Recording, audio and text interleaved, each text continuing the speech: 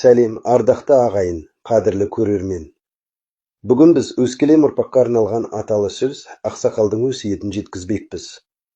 Уа, жас ұрпақ! Сендер елдің ертеңсіңдер, халықтың үмітін арқалаған асыл мұрагерсіңдер.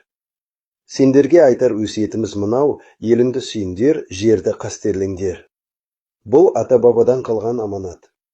Жерсіз ел болмайды, тілсіз халық өмір сүрмейді. Тілдеріңді сақтаңдар, дәстүрлеріңді дәріптеңдер. Ар-намысты биік ұстаңдар.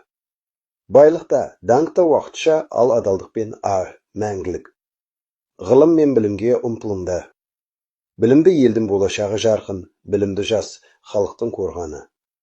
Еңбек етіңдер, маңдай терлерімен несібет алыңдар. Еңбек түбі береке дегенді ұмытпаңдар. Бір-біріңді сыйлап, ынтымақты болыңдар. Бірлігі кеткен елдің берекесі қашады,